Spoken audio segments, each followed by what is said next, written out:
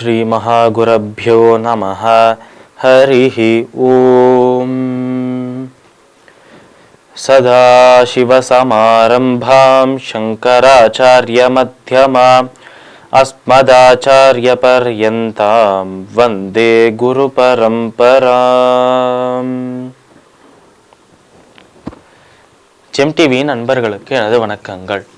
இன்றைய நாள் அனைவருக்கும் இனிய நாளாக அமைய எல்லாம் வல்ல இறைவனை வேண்டி இன்றைய மதமும் நம்மதமே நிகழ்ச்சிக்கு செல்வோம். இன்னைக்கு நம்ம ஸ்ரீமத் பகவத்கீதையிலிருந்து ஒரு ஸ்லோகத்தை விரிவான விளக்கத்துடன் பார்ப்போம்.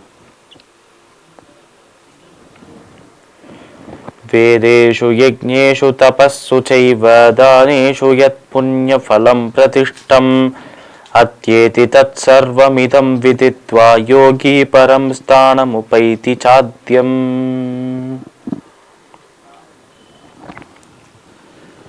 இந்த ஸ்லோகம் ஸ்ரீமத் பகவத்கீதையின் 8வது அத்தியாயமான அக்ஷர பிரம்ம யோகத்தின் நிறைவு ஸ்லோகம், அதாவது 28வது ஸ்லோகம்.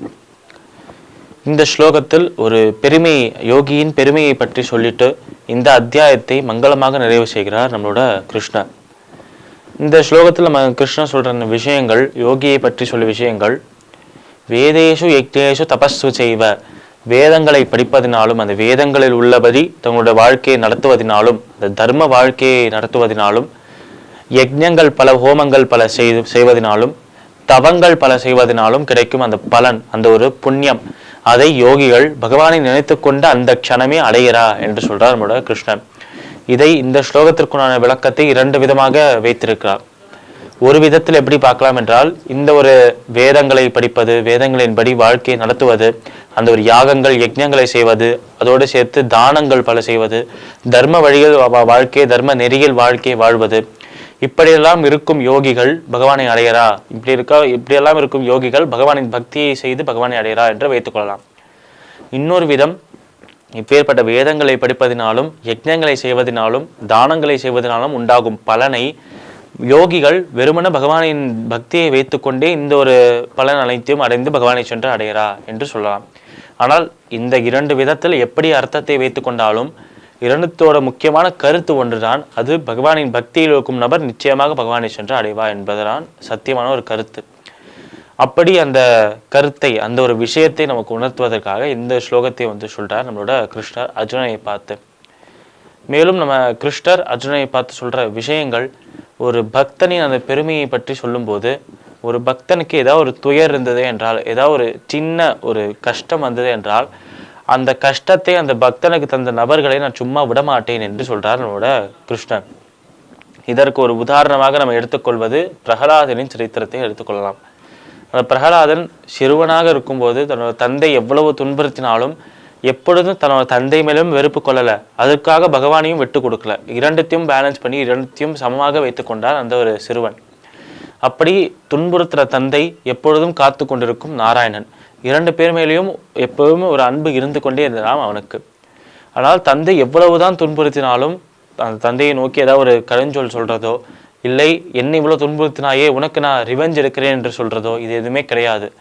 அவ்வளோ ஒரு சுத்தமான மனம் இருக்குமா ஒரு உண்மையான பக்தர்களிடம். கவனிக்க வேண்டிய விஷயம், உண்மையான பக்தர்கள்கிட்ட மட்டும்தான் இந்த மாதிரி சுத்தமான மனம் இருக்கும். அப்படி ஒரு சுத்தமான மனம் இருக்கும் இந்த ஒரு சிறுவன் இப்படி சொல்லும்போது, எவ்வளவுதான் துன்புறுத்தினாலும் அந்த துன்பங்கள் எல்லாத்தையும் தாங்கி கொண்டு அந்த இறைவன் நம்மை காப்ப வருவார் என்ற ஒரு நம்பிக்கையோடு இருந்தது. அந்த நம்பிக்கையை பொய்யாக்கக்கூடாது என்பதற்காக தான் அந்த இடத்தில் நரசிம்மராக அவதரித்தார் அந்த இறைவன். இப்படி நரசிம்மராக அவதரித்து, என் பக்தனை துன்புறுத்தினாயே உனக்கு இதுதான் தண்டனை என்று சொல்லி அந்த பிரகலாதனை அந்த ஒரு மார்பை கிழித்தெடுக்கிறார் அந்த நரசிம்மர். இப்படி தன்னோட பக்தரை காப்பதற்காக எப்பொழுதும் அந்த இறைவன் வருவார். அந்த பக்தனின் அந்த ஒரு பக்திக்கு அதுதான் பெருமை, பக்திக்கே அதுதான் அழகு என்று சொல்றார். வேறு எந்த சாதனத்திலும் இந்த ஞானத்தினாலோ கர்மத்தினாலோ பகவானை அடைய முடியுமா என்பது கொஞ்சம் டவுட்டான விஷயம்தான். ஆனால் பக்தி என்பது முழுமையாக இருக்கும். உறுதியாக சொல்லலாம், ஒரு பக்தன் நிச்சயமாக பகவானை சென்று அடைவான் என்று. ஆனால் நிறைவேற்ற வேண்டிய ஒரே ஒரு கோரிக்கை, உண்மையான பக்தனாக அவன் இருக்க வேண்டும் என்பது மட்டுமே.